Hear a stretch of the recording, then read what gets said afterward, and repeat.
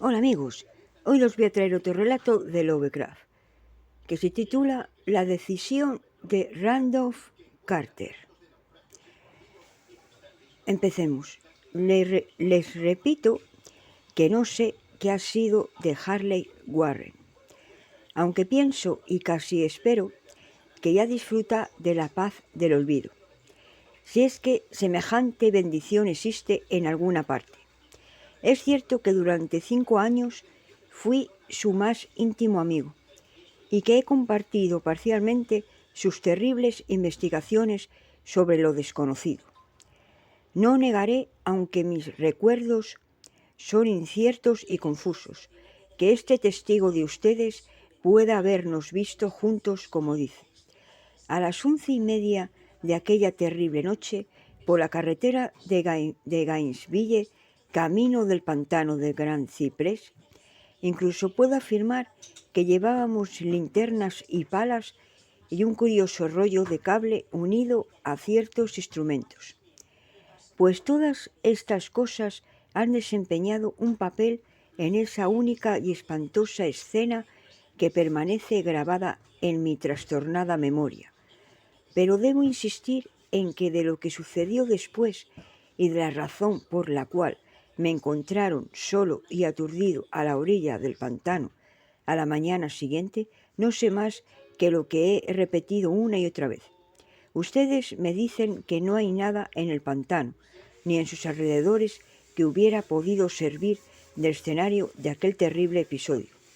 Y yo respondo que no sé más de lo que vi, ya fuera visión o pesadilla.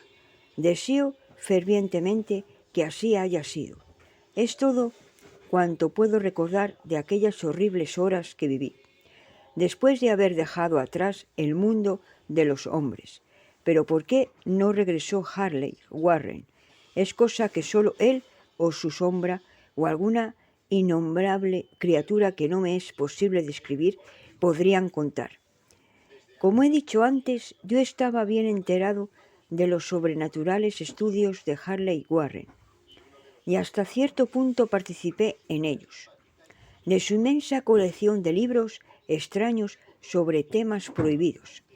He leído todos aquellos que están escritos en las lenguas que yo domino, pero son pocos en comparación con los que están en lenguas que desconozco. Me parece que la mayoría están en árabe, y el infernal libro que provocó el desenlace, volumen que él se llevó consigo fuera de este mundo. Estaba escrito en caracteres que jamás he visto en alguna otra parte. Warren no me dijo jamás de qué se trataba exactamente, en cuanto a la naturaleza de nuestros estudios. Debo decir nuevamente que ya no recuerdo nada con certeza y me parece misericordioso que así sea, porque se trataba de estudios terribles, a los que yo me dedicaba más por morbosa fascinación que por una inclinación real. Warren me dominó siempre y a veces le temía. Recuerdo cómo me estremecí la noche anterior a que sucediera aquello, al contemplar la expresión de su rostro mientras me explicaba con todo detalle por qué, según su teoría, ciertos cadáveres no se corrompen jamás, sino que se conservan carnosos y frescos en sus tumbas durante 1000 años.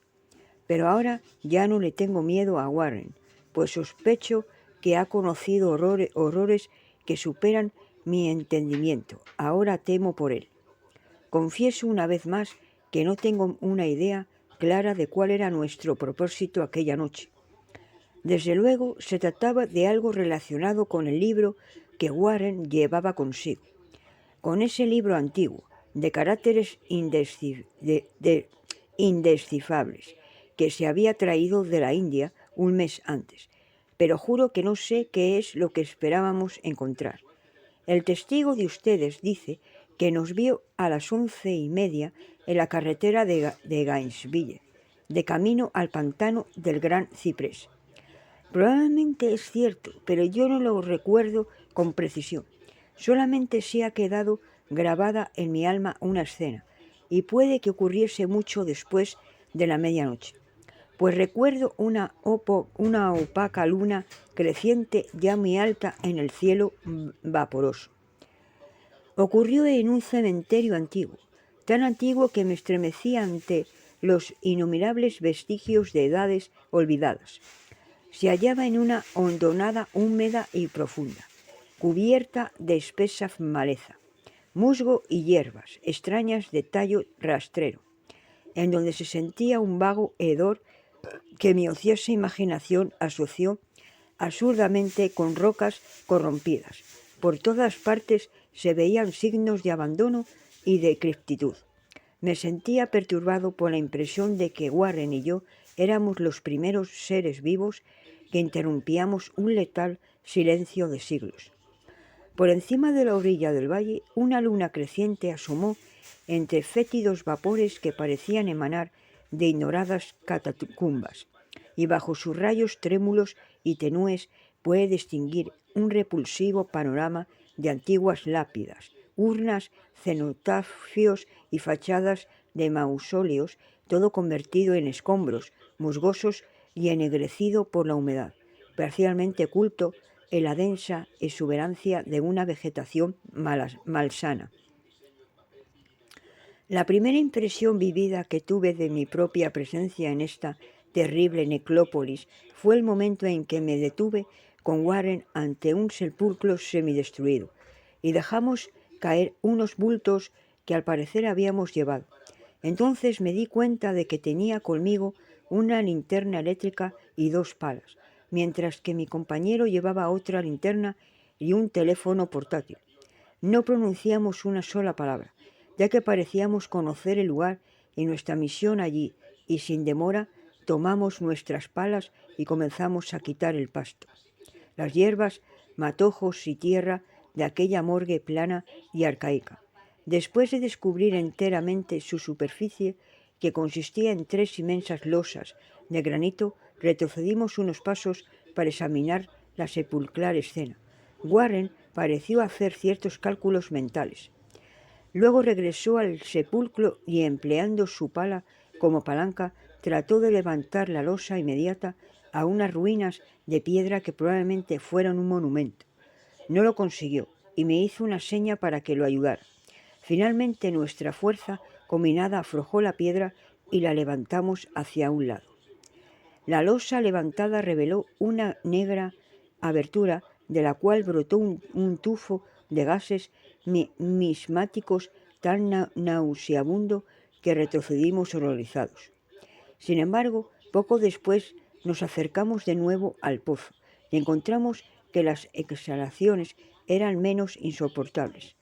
Nuestras linternas revelaron el arranque de una escalera de piedra, sobre la cual goteaba una sustancia inmunda nacida de las extrañas de la tierra, y cuyos húmedos muros estaban incrustados de salitre.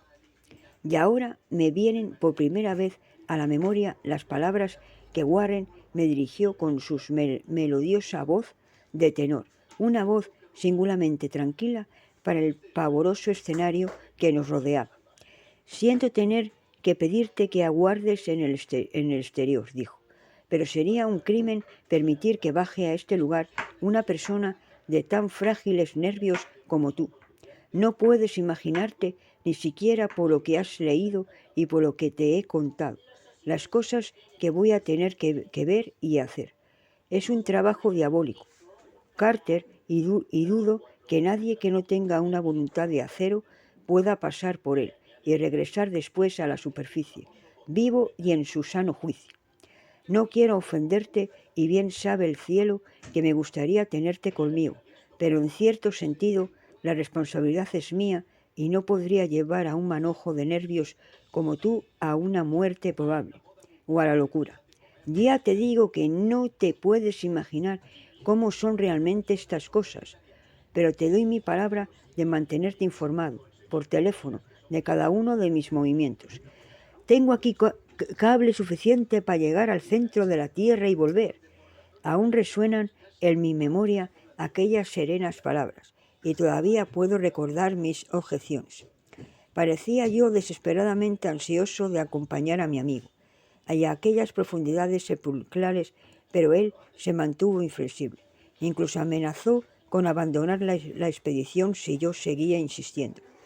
Amenaza que resultó eficaz, pues solo él poseía la clave del asunto. Recuerdo aún todo esto, aunque ya no sé qué buscábamos. Después de haber conseguido mi reacia aceptación de sus propósitos, Warren levantó el carrete de cable y ajustó los aparatos. A una señal suya, tomé uno de estos y me senté sobre la lápida, añosa y descolorida, que había junto a la abertura recién descubierta. Luego me estrechó la mano, se cargó el rollo de cable y desapareció en el interior de aquel indescriptible osario. Durante un minuto seguí viendo el brillo de su linterna y oyendo el crujido del cable, a medida que lo iba soltando, pero la luz desapareció abruptamente, como si mi compañero hubiera doblado un recodo de la escalera, y el crujido dejó de oírse, también casi al mismo tiempo. Me quedé solo, pero estaba en comunicación con las desconocidas profundidades por medio de aquellos hilos mágicos cuya superficie aislante aparecía verdosa bajo la pálida luna creciente. Consulté constantemente mi reloj a la luz de la linterna eléctrica y escuché con febril ansiedad por el receptor del teléfono, pero no logré oír nada por más que un cuarto de hora. Luego sonó un chasquido en el aparato y llamé a mi amigo con voz tensa. A pesar de lo aprehensivo que era, no estaba preparado para escuchar las palabras que me llegaron de aquella misteriosa bóveda, pronunciadas con la voz más desgarrada y temblorosa que le oyera a Harley Warren. Él, que con tanta serenidad me había abandonado poco antes, me hablaba ahora desde abajo con un murmullo trémulo más siniestro que el más estridente alarido. «Dios, si pudieras ver lo que veo yo». No pude contestar. Enmudecido, solo me quedaba esperar. Luego volví a oír sus frenéticas palabras. «Carter, es terrible, monstruoso, increíble». Esta vez no me falló la voz y derramé por el transmisor un aluvión de excitadas preguntas. Aterrado, y seguí repitiendo: «Warren, ¿qué es? ¿Qué es?». De nuevo me llegó la voz de mi amigo, ronca por el miedo, teñida ahora de desesperación. «No te lo puedo decir, Carter. Es algo que no se puede imaginar. No me atrevo a decírtelo. Ningún hombre podría conocerlo y seguir vivo. Dios mío, jamás imaginé algo así». Otra vez se hizo el silencio, interrumpido por mi torrente de temblorosas preguntas. Después oyó la voz de Warren en un tono de salvaje terror. «Carter, por el amor de Dios, vuelve a colocar la losa y márchate de aquí, si puedes. Rápido, déjalo todo y vete. Es tu única oportunidad. Hazlo y no me preguntes más». Lo oí, pero solo fui capaz de repetir mis frenéticas preguntas. Estaba rodeado de tumbas, de oscuridad y de sombras, y abajo se ocultaba una amenaza superior a los límites de la imaginación humana. Pero mi amigo se hallaba en mayor peligro que yo, y en medio de mi terror sentí un vago rencor de que pudiera considerarme capaz de abandonarlo en tales circunstancias. Más chasquidos, y después de una pausa se oyó un grito lastimero de Warren. «¡Esfúmate! ¡Por el amor de Dios! Pon la losa y esfúmate, Carter». Aquella jerga infantil que acababa de emplear mi horrorizado compañero me devolvió mis facultades. Tomé una determinación y le grité: «Warren, ánimo, voy para abajo». Pero a este ofrecimiento el tono de mi interlocutor cambió a un grito de total desesperación. «No, no puedes entenderlo. Es demasiado tarde y la culpa es mía. Pon la losa y corre. Ni tú ni nadie puede hacer nada ya». El tono de su voz cambió de nuevo y había adquirido un matiz más suave, como de una desesperanzada resignación. Sin embargo, permanecía en él una tensa ansiedad por mí. «Rápido, antes de que sea demasiado tarde». Traté de no hacerle caso. Intenté vencer la parálisis que me retenía y cumplir con mi palabra de correr en su ayuda. Pero lo que murmuró a continuación me encontró aún inerte, encadenado por mi absoluto horror. «Carter, apúrate, es inútil. Debes irte. Mejor uno solo que los dos, la losa. Una pausa, otro chasquido y luego la débil voz de Warren. Ya casi ha terminado todo. No me hagas esto más difícil todavía. Cubre esa escalera maldita y salva tu vida. Estás perdiendo tiempo. Adiós, Carter. Nunca te volveré a ver. Aquí el susurro de Warren se dilató en un grito que se fue convirtiendo gradualmente en un alarido preñado del horror de todos los tiempos. ¡Malditas sean estas criaturas infernales! Son legiones. Dios mío, esfúmate, vete, vete. Después el silencio, no sé durante cuánto tiempo permanecí allí, estupefacto, murmurado, susurrando, gritando en el teléfono una y otra vez. Por todos esos eones susurré y murmuré, llamé, grité y chillé. Warren, Warren, contéstame, ¿estás ahí? Y entonces llegó hasta mí el mayor de todos los horrores, lo increíble, lo impensable y casi inmencionable. He dicho que me habían parecido eones el tiempo transcurrido desde que oyera por última vez la desgarrada advertencia de Warren, y que solo mis propios gritos rompían ahora el terrible silencio. Pero al cabo de un rato sonó otro chasquido en el receptor y aguacé mis oídos para escuchar. Llamé de nuevo. Warren, ¿estás ahí? Y en respuesta oí lo que ha provocado estas tinieblas en mi mente. No intentaré, caballeros, dar razón de aquella cosa y aquella voz, ni me aventuraré a describirla con detalle, pues las primeras palabras me dejaron sin conocimiento y provocaron una laguna en mi memoria que duró hasta el momento en que desperté en el hospital. Diré que la voz era profunda, hueca, gelatinosa, lejana, ultraterrena y humana, espectral. ¿Qué debo decir? Esto fue el final de mi experiencia y aquí termina mi relato. Oí la voz y no supe más. La oí allí sentado, petrificado, en aquel desconocido cementerio de la hondonada, entre los escombros de las lápidas y tumbas desmoronadas, la vegetación putrefacta y los vapores corrompidos. Escuché claramente la voz que brotó de las recónditas profundidades de aquel abominable sepulcro abierto, mientras a mi alrededor miraba las sombras amorfas necrófagas bajo una maldita luna menguante. Y esto fue lo que dijo. Tonto, Warren, ya está muerto. Fin. Comentar abajo del vídeo qué os ha parecido este relato de Lovecraft. Y otra cosa, dar likes, comentar y suscribiros para no perderos ningún vídeo que vaya subiendo de estos relatos. Hasta pronto. Y estar feliz. Chao.